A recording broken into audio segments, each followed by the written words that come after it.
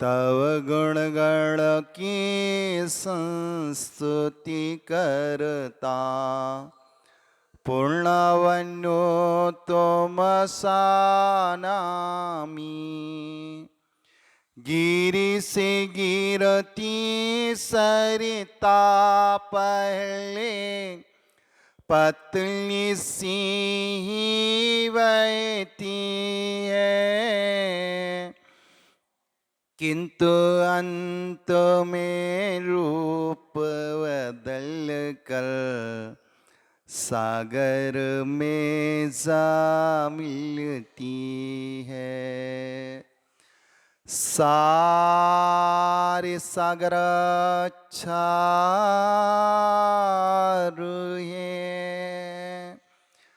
मम गुरु मधुर अपार नमो विद्यासागर गौ भव सागर करपाल। जय बोलो देवादिदिव्य कज्जराट मूल नायक पाशनाथ भगवान की। संत श्रोमणी गुरुवर आचार्य श्री जी विद्यासागर जी मुनि महाराज की। ढाई दीप स्थित 3 कम 9 करोड़ मुनिराजों की। 3 भुवन में सार वीत राग विज्ञानेता शिव स्वरूप शिवकार नमाहु त्रियोग समाल्य के। ग्रंथराज चढ़ाल जी का वाचन चल रहा है। प्रथम ढाल पूर्ण हो चुकी। प्रथम डाल में पंडित प्रवर दौलत राम जी ने 4 गतियों के दुखों का वर्णन किया था। त्रियंच गति, नरक गति, मनुष्य गति और देव गति। वैसे क्रम तो ये होना चाहिए गुणस्थान की अपेक्षा से। नरक गति, देव गति, त्रियंच गति और मनुष्य गति गुणस्थान की अपेक्षा से, क्योंकि नार की और देव चतुर्थ गुणस्थान से ऊपर गुणस्थान की अनुभूति नहीं कर सकते। नार की इच्छाएं सम्यक दृष्टि भी है, देवों में भी इच्छाएं सम्यक है, क्षय उपसम सम्यक उपसम सम्यक नरकों में भी इच्छाएं सम्यक उपसम सम्यक और क्षय उपसम सम्यक थे।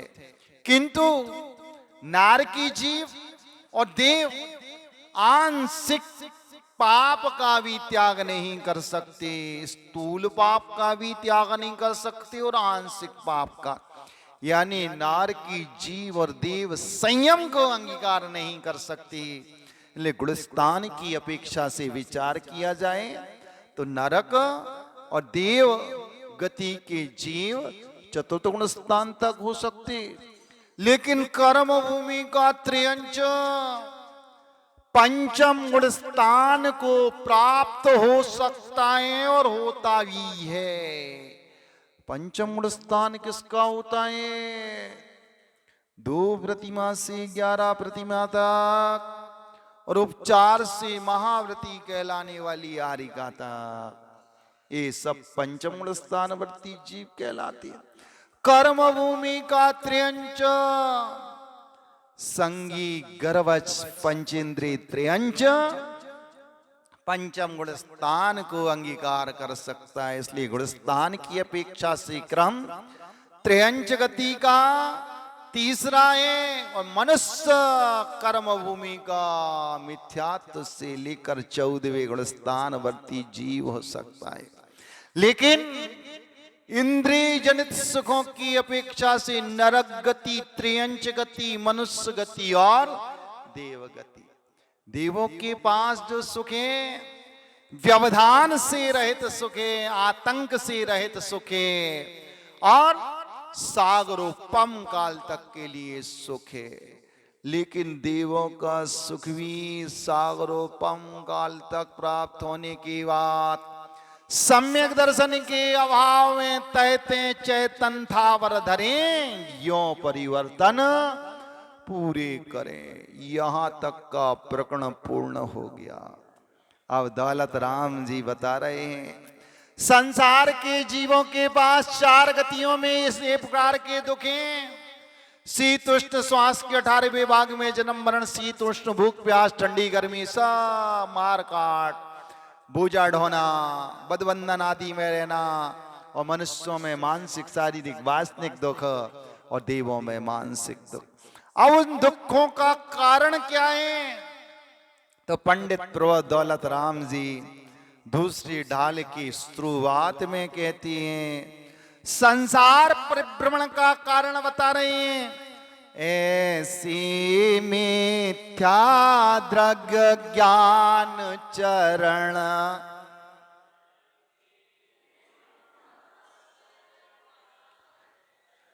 बस भ्रमत भरत दुख जन्म मरण।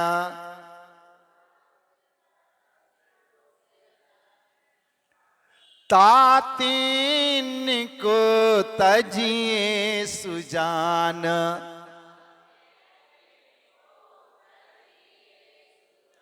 सुनतिन संक्षेप कहुक बखान। ऐसी मिथ्या द्रग ज्ञान चरण, क्या कह रहे हैं?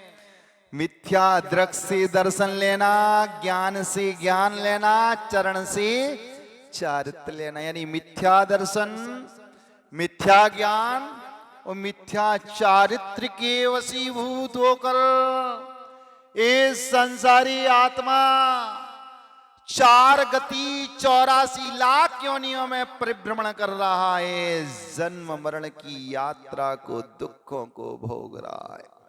जन्म मरण की यात्रा का कारण सांसारिक दुखों का कारण जन्म की वेदना, मरण की वेदना। इस दुख को भोगने के पीछे कौन सा तत्व है? तो पंडित प्रवर दौलत राम जी कहते हैं मिथ्या दर्शन, मिथ्या ज्ञान, मिथ्या चारित्र ही संसार परिभ्रमण का कारण। इसलिए भव्य जीवो, दुखों के कारणों को जानकर दुखों से मुक्त होना है, दुखों से छुटकारा प्राप्त करना है। तो क्या करना पड़ेगा? मिथ्या दर्शन, मिथ्या ज्ञान और मिथ्या चारित्र का त्याग करना पड़ेगा। इनका त्याग ही सम्यक दर्शन, सम्यक ज्ञान, सम्यक चारित्र है। यानी रत्नत्रय में कुछ धारण नहीं करना पड़ता। सम्यक दर्शन प्राप्त करने के लिए कोई वस्तु धारण नहीं करना पड़ती।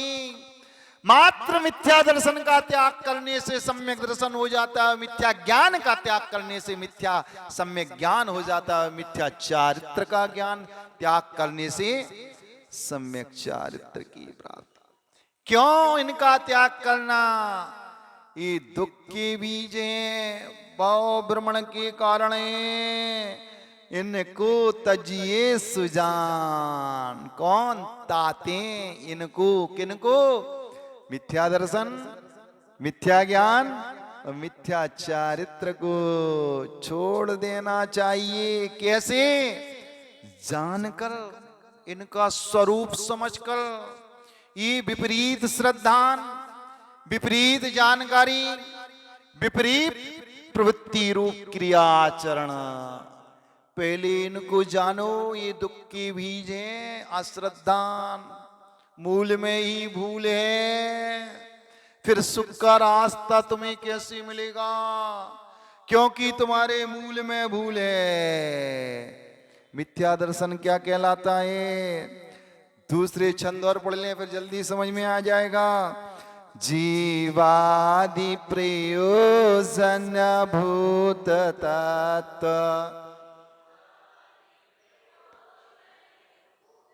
सरधे तिन माई विपर्यत सम्यक्त चैतन्य को है उपयोग रूप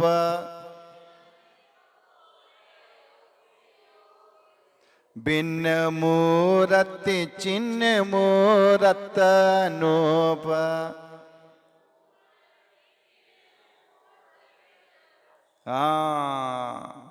मिथ्या दर्शन क्या कहलाता है? तो दौलत राम जी कह रहे जीवादि जो 7 तत्व हैं, जीवादि 7 तत्व जीव के लिए अपने लिए सारभूत हैं। जीव अनादि काल से विपरीत श्रद्धान करता आ रहा है, यही मिथ्या दर्शन है।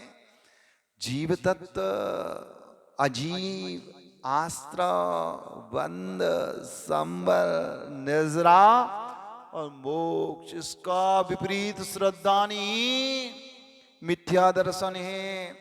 यानी इन तत्वों का जैसा स्वरूप है उससे विपरीत मान्यता धारणा बना लेना, मान्यता और धारणा को मजबूत बना लेना, ये तत्वों का विपरीत श्रद्धान है। ये विपरीत श्रद्धान भव भ्रमण का कारण है, दुखों के बीज है। मात्र से विपरीत श्रद्धान का त्याग करने से ही दृष्टि में निर्मलता आ जाती है, सम्यक्त की मोहर लग जाती है। जब तक ये विपरीत श्रद्धान बना रहता है, मिथ्या दर्शन, मिथ्या ज्ञान का, भले ही बाहर से मुनि बन जाओ, आत्मा को कोई लाभ, कोई हित, कोई प्रॉफिट होने वाला नहीं है। आत्मा को लॉस ही लॉस, आत्मा को हानि ही हानि। यहां सुख रूपी आत्मिक सुख का लाभ नहीं होगा, हिरासी होगा, बंध का ही कारण है, संसार के दुखों का ही कारण है। कैसी विपरीत श्रद्धान इस जीव ने अनंत काल से तत्वों का जीव को अजीव मान लिया, अजीव को जीव। शरीर सो मैं सो शरीर, शरीर को कुछ हो जाए तो मुझे कुछ हो रहा है। यदि शरीर में वेदना, व्याधि, पीड़ा उत्पन्न हो जाए तो जीव को क्या लगता है? बस मुझे ही कुछ हो रहा। शरीर चंगा तो अपन भी चंगा, और शरीर ने दंगा किया तो बाह्य में दंगा मचना शुरू हो जाएगा। ये तत्वों का टीक टीक श्रद्धा, मैं आत्मा हूं, मैं अमूर्तिक हूं, मैं चेतन हूं। जीव तत्व का समीचीन श्रद्धान क्या?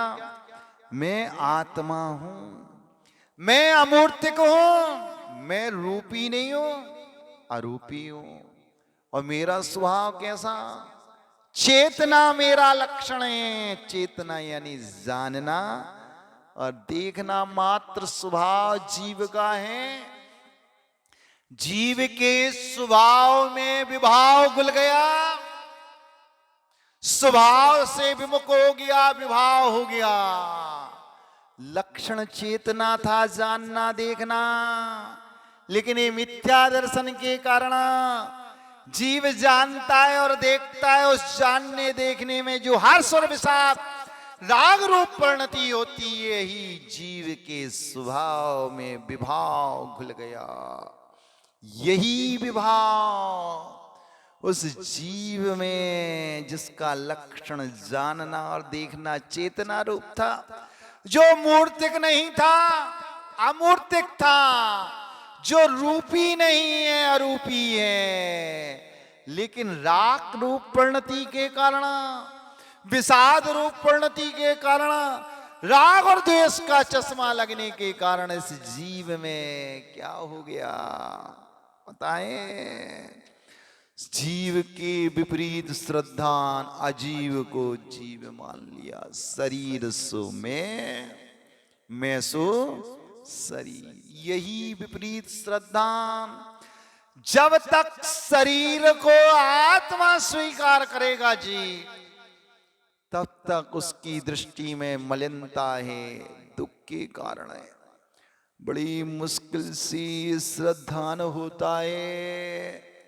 कई कई बार अपन सब, चाहे स्त्रियां बैठी हो चाहे पुरुष हो, चाहे घर में लगे तुलसी का पौधा हो, गमार का पाटा पौधा हो, और वो टमाटर का गमला हो, धनिया की क्यारी हो, मिर्ची का पेड़ हो, ये सब जीव अनंतवार पंच परावर्तन किया ना, लास्ट पहली ढाल की हो परिवर्तन पूरे करे। मुनि तक बन गए अपन सब, एक बार नहीं अनंतवार। इन पिच्छी और कमंडल के ढेर लग जाए ना तो सुमेरु पर्वत से भी ऊंचा पिच्छी और कमंडलों का ढेर लग जाएगा। लेकिन विपरीत श्रद्धान के साथ, तत्व के प्रति विपरीत श्रद्धान जीव को रूपी मान लिया, और जीव को कैसा मान लिया? रूपी मान लिया।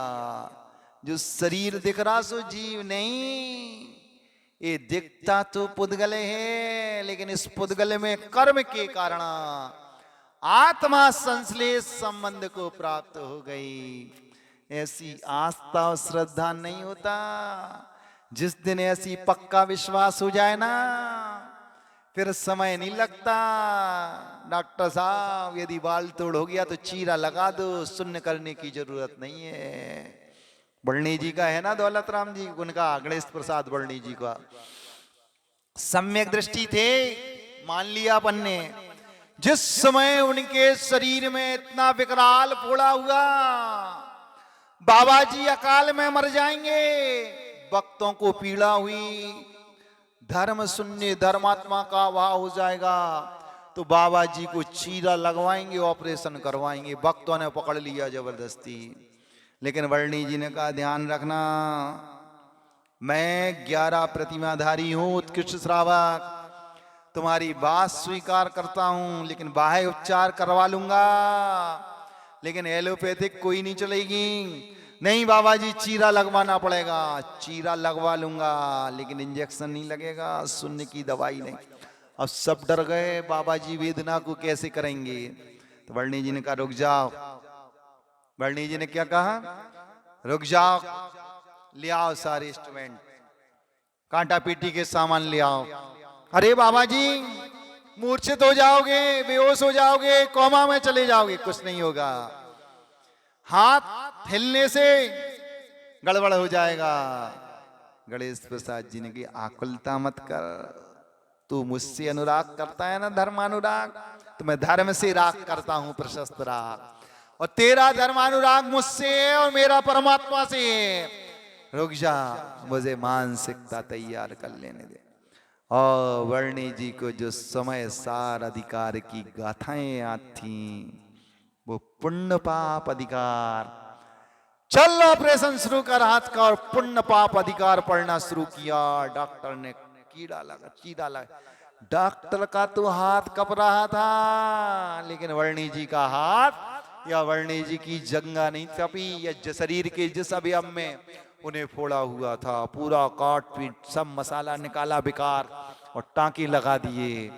बाबा जी ने कहा बाबा जी हो गया काम, तो कि हमारा भी पुण्य पाप समय सार के अधिकार का स्वाध्याय हो गया। ऐसा स्वाध्याय जीवन में जिस दिन हो जाए, शरीर सो मैं नहीं, मैं सो शरीर नहीं, ये सम्यक दृष्टि जीव का लक्षण। क्योंकि जो हमें दिखता है रूपी, सो ये जीव नहीं है, ये अजीव तत्व है, पुद्गल है। जीव का स्वभाव जानना देखना है, और पुद्गल का स्वभाव स्पष्ट रस गंध वर्ण। आश्रद्धान के कारण अनंतवार इस जीव ने मुनि व्रतों को बाह्य से अंगीकार कर लिया। मिथ्या दर्शन, मिथ्या ज्ञान, मिथ्या चारित्र नहीं छूटा, सो दुखों का अंत भी नहीं हुआ, सुखों की प्राप्ति भी नहीं हुई। दुखों का अंत करना है तो मिथ्या दर्शन, मिथ्या ज्ञान, मिथ्या चारित्र से ऊपर उठो। मारी सम्यक दृष्टि नहीं था, मिथ्या दृष्टि था, लेकिन अपने ग्राउंड फादर बाबा से अत्याधिक अनुराग था। आदिनाथ का चहिता था, भरत का पोता था। भरत बाहुबली के अलावा आदिनाथ के 99 पुत्र और थे। कितने पुत्र थे? पूरे 101 थे। आदिनाथ की संतान 101 थी। भरत चक्रवर्ती का पुत्र जो मारीच था, उसके प्रति अपने बाबा का, दादा का, ग्राउंडफादर का अत्यधिक अनुराग था, प्रेम था, और उस मारीच को भी प्रेम था। लेकिन आदिनाथ तो छायक सम्यक दृष्टि थे, चरम शरीरी थे, तद्भव मोक्षगामी थे। उनकी दृष्टि में निर्मलता आ गई। सौधर्मेंद्र को लगा 83 लाख पूर्व कोटि काल इन्होंने भोगों में बिता दिए, कब इन्हें मोक्ष होगा, इन्हें वैराग्य होगा, तो इस जम्बूद्वीप के वरद क्षेत्र के आर्यखंड में जिन शासन धर्म की प्रभावना कैसे होगी, मोक्ष मार्ग की शुरुआत कैसे होगी। सौधर्मेंद्र को चिंता हुई। सो सौधर्मेंद्र ने युक्ति लगाई। सम्राट से कहने की हिम्मत तो थी नहीं, क्योंकि बिना कारण के वैराग्य गाता नहीं है, कारण मिलने पर ही वैराग्य की उत्पत्ति होती है। निमित्त मिलना अनिवार्य है। भले ही आदिनाथ छायक सम्यक दृष्टि था, चरम शरीरी थे, तद्गव मोक्षगामी जीव थे, लेकिन निमित्त का अभाव, उपादान उनके पास ऐसा सशक्त था, लेकिन निमित्त का अभाव था कि उनकी आत्मा में संसार शरीर भोगों के प्रति विरक्ति का भाव हो जाए। ऐसा नौ कर्म निमित्त नहीं मिल रहा था। सौधर्मेंद्र ने युक्ति लगाई। 83 लाख पूर्व कोटि काल हो गए सांसारिक विषय भोगों में लिप्त रहते रहते, कभी ये मोक्ष मार्ग के पथ प्रदर्शक बनेंगे। सौधर्मेंद्र की युक्ति काम कर गई। राजसभा में पहुंचकर सम्राट का, आदिनाथ के पुत्रों का और अयोध्यावासियों का तन और मन के रंजन के लिए एक 16 वर्षीय देवांगनाओं को प्रस्तुत किया। किसके लिए? लोगों के मनोरंजन के लिए, तन और मन के रंजन के लिए 16 वर्षीय देवांगना। ऐसा उसका ऐसा नृत्य, उसके शरीर के अंग और प्रत्यंग का इतनी फुर्ती में, इतनी स्पीड में, इतनी त्वरित गति से अंग और पांगों का नृत्य के रूप में जो परिस्पंदन, हलन चलन की क्रिया, उस दृश्य को लेकर देखकर सारा नगर अवाक रह गया। आज ऐसी देवांगनाओं ने ऐसा नृत्य किया कि देखते ही बना। सारे लोग तो उस नृत्य को देखकर नीलांजनाओं के अंग और पांग में दृष्टि लगाए, उसकी थरकन में, उसके पैरों की कमर की मटकन में। बस सौधर्मेंद्र ने युक्ति लगाई थी, विरक्ति की भावना बलवती आदिनाथ के अंतस में करने की। वो देवांगना को उपस्थित किया था जिसकी आयु मात्र अंतर मुहूर्त शेष बची थी। उससे तांडव नृत्य, देवा तांडव, उस ऐसा नृत्य करवाया कि आदिनाथ भी अपने मनोरंजन कर रहे थे, उस नीलांजना का नृत्य कर रहे थे। अंतर मुहूर्त बाद उस नीलांजना का आयु कर्म क्षय हो गया। नृत्य करते करते करते नीलांजना धड़ाम से गिरी, आयु कर्म समाप्त। उसका शरीर पलक झपकते प्रमाण कपूर की भांति उड़ गया।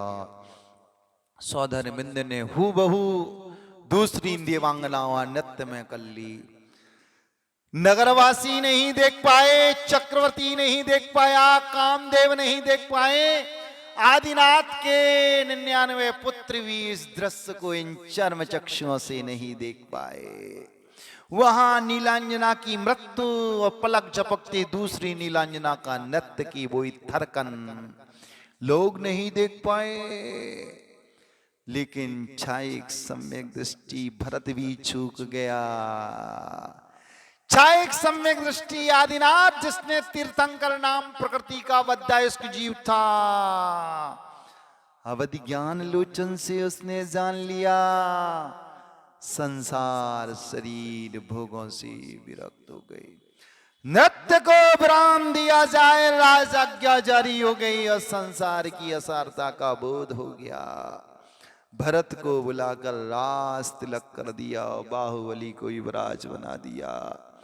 चल पड़े नंदा सुनंदा को संतुष्ट करके, 99 पुत्रों में एक एक ग्राम बांट दिए, सबको संतुष्ट करके मक्का प्रमुख सम्राट भरत को, युवराज बाहुबली को, 99 पुत्रों को संतुष्ट कर दिया।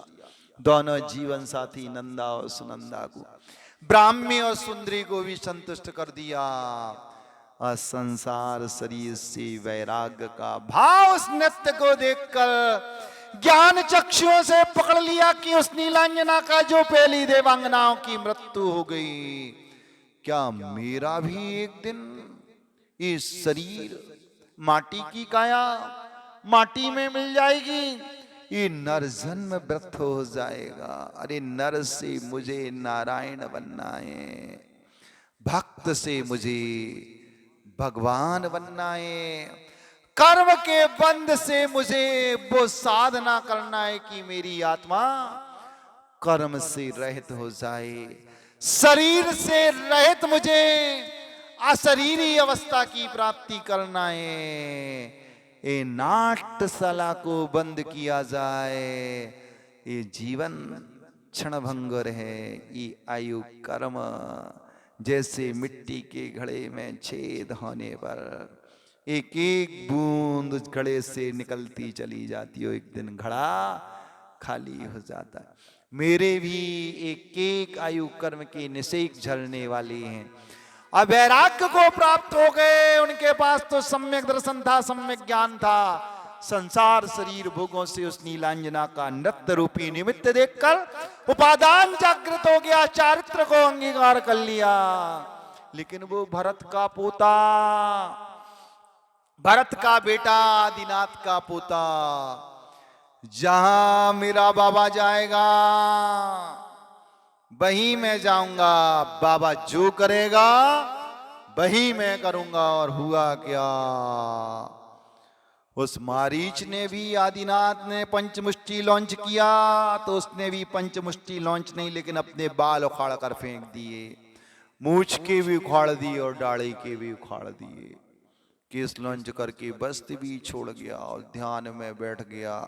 देखता जा रहा आंख खोल खोल के, बाबा की आंख नहीं उठ रही, बाबा पर्वत पर खड़े हुए हैं, वो भी खड़ा, लेकिन अभी दृष्टि में निर्मलता नहीं आई थी। मिथ्या दृष्टि था, नास्तिक था, आस्तिक नहीं था, बहिरात्मा था, अंतरात्मा नहीं था, बस मुनि बन गया। किसको देखकर? अपने बाबा को देखकर। बाबा ने वस्त्र फेंके सो अपन ने फेंक दिए, बाबा ने केसों को उखाड़ कर फेंके तो खुद ने फेंक दिए। बाबा 4 अंगुल या 6 अंगुल प्रमाण पंजों के बीच में गैप करके 4 अंगुल पीछे 6 अंगुल आगे मुद्रा में खड़े हैं, वैसे ही वो खड़ा हो गया। बाबा की दोनों भुजा घुटना तक लटकी, वो भी खड़ा हो गया। बाबा यहाँ नहीं देख रहा है, वो भी नहीं देख रहा, लेकिन बाबा को देख रहा है धीरे धीरे बीच बीच में कि बाबा कहीं चले ना जाए। बस ऐसा मुनि बन गया। लेकिन अनंत काल से उस आत्मा में जो मिथ्यात्व चिपका हुआ था, वो विपरीत श्रद्धान समीचीन श्रद्धान नहीं हुआ। ओ मिथ्यात्व के साथ मिथ्या दर्शन, मिथ्या ज्ञान, मिथ्या चारित्र के साथ उसने बाह्य से मुनि की मुद्रा को अंगीकार कर लिया। शरीर और आत्मा का सही सही जानकारी, वेद विज्ञान वाली जानकारी नहीं हुई। शरीर को आत्मा मान रहा था और आत्मा को शरीर मान रहा था। 4-5 दिन तो बैठा रहा, फिर भूख सताने लगी, भूख और प्यास सहन नहीं हुई। सो मारीच भी भ्रष्ट हो गया उस क्षुधा का समन करने के लिए। क्यों? शरीर सो मैं सो शरीर। अब बाबा तो बोल ही नहीं रहा कुछ, और गया। जैसे ही वृक्षों से फल खाने के लिए तैयार हुआ, आकाश से देवताओं ने घोषणा की, ध्यान रखना, भस्म कर दूंगा। इस भेष के साथ वृक्षों के फल तोड़कर नहीं खा सकते, तो क्या करना पड़ेगा? शरीर पर बक्कल या छाल को लपेट लो, तब अपने तन की भूख और मन की भूख शांत कर सकते हो। सो उसने क्या किया? जितने भी मिथ्या दृष्टि राजा थे, जो सम्यक दृष्टि थे, वो तो आदिनाथ के मार्ग का अनुकरण अनुसरण करते रहे, लेकिन मिथ्या दृष्टि जीवा ने छाल को लपेट लिया, कच्चे और पक्के फल खाने लगे और झरनों का पानी पीकर उस जंगल में रहकर जीवन यापन कर।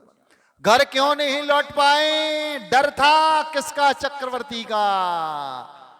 चक्रवर्ती का पुत्र उस साधु जीवन को छोड़कर वापस आ जाए तो खंड खंड कर देता। सुमारीज भ्रष्ट हो गया। भ्रष्ट किसके कारण हुआ? क्योंकि वो दृष्टि में निर्मलता नहीं आई, मिथ्या दर्शन, मिथ्या ज्ञान, मिथ्या चारित्र नहीं छूटा। क्या विचार थी, क्या धारणा थी? शरीर सो मैं सो शरीर, जबकि सेनन वज्रवृषभ उसके पास भी था। तन तो सहन कर सकता था, लेकिन मन सहन नहीं कर पाया। क्षुधा और पिपासा, शरीर क्षुधा और पिपासा की वेदना शरीर तो सह सकता था, लेकिन मन नहीं सह पाया। शरीर सहन कर रहा था, लेकिन मन सहन नहीं कर पाया।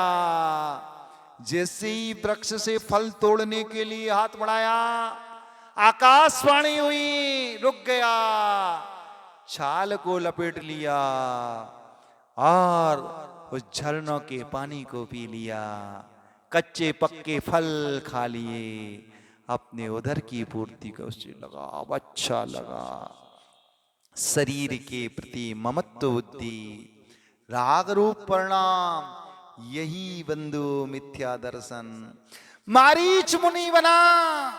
इस मिथ्या दर्शन के कारण मारीच की किन किन गतियों में कौन कौन सी दुर्गति का पात्र नहीं बना, वो मारीच का जी विचार करना।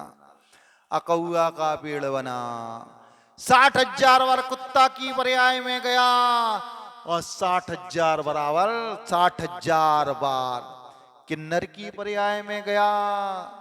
जब तुम्हारे यहाँ उत्सव हुए, पुत्र उत्पन्न हुए या बच्चों के विवाह हुए, सो बधाई प्रस्तुत करने आया, ढोलक बजाने आया, मंगल गीत गाने के लिए आया। ऐसा वो मारीच का जीव सी मिथ्या दर्शन, मिथ्या ज्ञान और मिथ्या चारित्र के कारण 60,000 बार वेश्या की पर्याय में गया, 50,000 बार कुत्ता की पर्याय में गया, सड़ा गला जीवों के कलेवर को खाकर हड्डी चबाता रहा। कौन? वही महावीर भगवान, जिसने संदेश दिए जियो जी।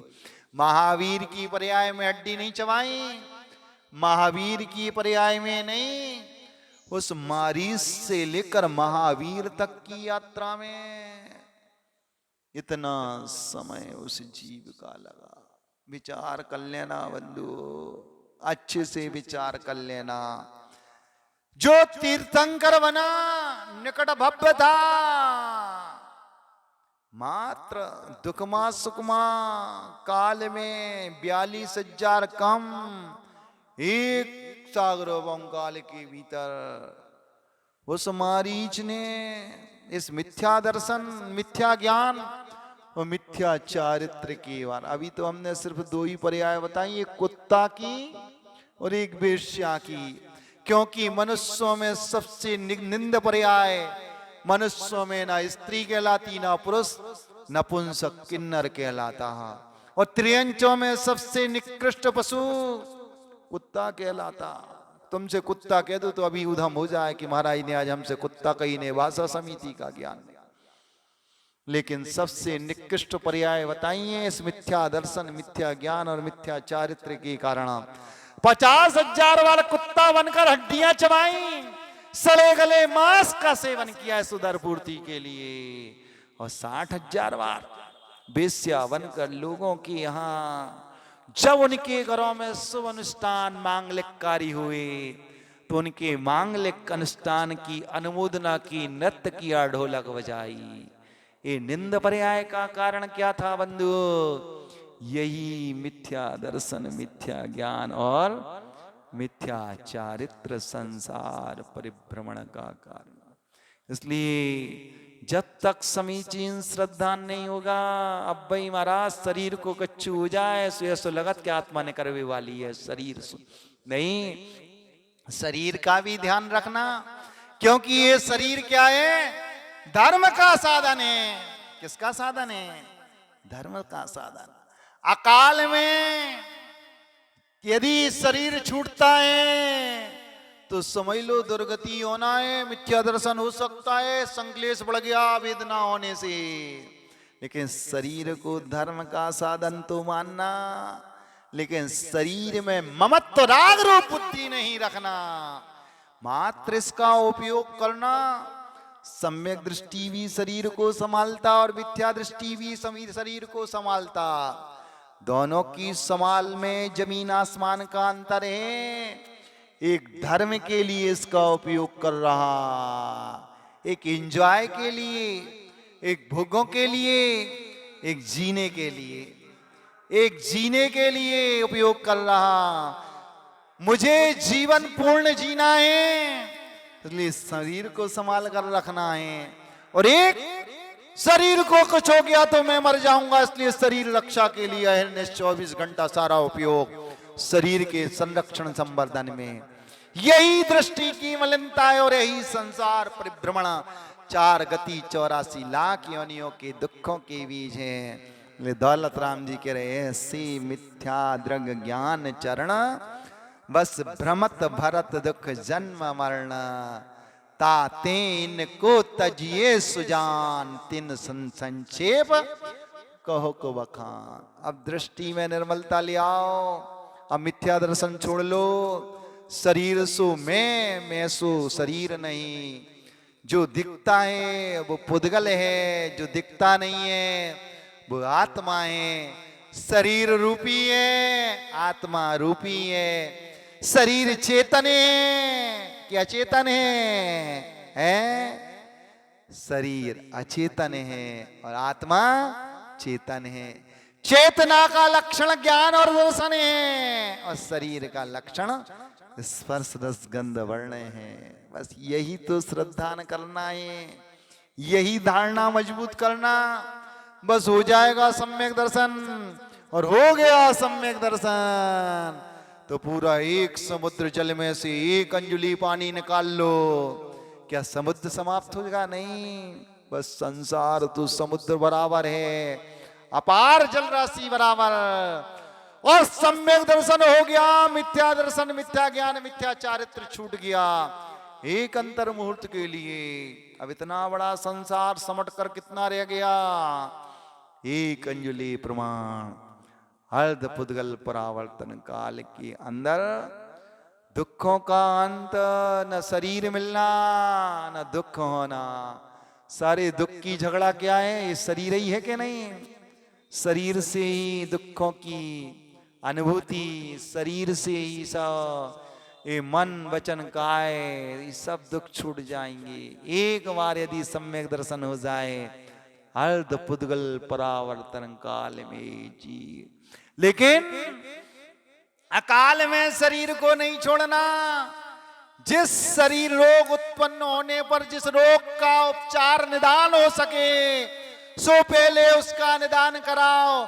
असाध्य रोग हो जाए उसका निदान ना हो, डॉक्टर वैद्य जवाब दे दे, फिर समता रोग परिणाम के साथ धर्म ध्यान पूर्वक संलेखना को अंगीकार करके समाधि पूर्वक मरण करके शरीर मुझको छोड़े, उसके पहले ज्ञानी इस शरीर को छोड़ देता है। संलेखना इसका ही तो नाम है। ज्ञान पूर्वक ये धोखेबाज ये शरीर मुझे छोड़े, उसके पहले मैं इस शरीर का परित्याग करता हूं।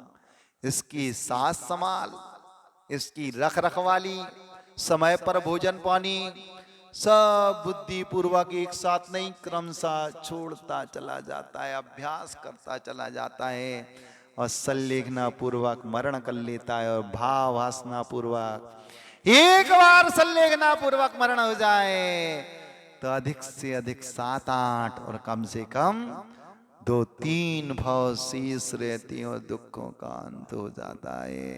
इसलिए भगवान के वचनों के प्रति हमारा श्रद्धान मजबूत हो, हमारी आस्था दृढ़ हो और मिथ्या दर्शन, मिथ्या ज्ञान, मिथ्या चारित्र जो अनंत काल से आत्मा में अगृहित गृहित मिथ्यात्व और अगृहित मिथ्यात्व का संस्कार छूटे, इन्हीं शुभ भावनाओं के साथ आचार्य गुरुवर श्री विद्यासागर मुनि महाराज की जा वाणी के ज्ञान ते सुजय लोकालोक, सो वाणी मस्तक धरो सदा दी धुंड। हे जिन वाणी भारती तो जपो दिन रैन, जो तेरी शरणा गई सो पावे सुख चैन।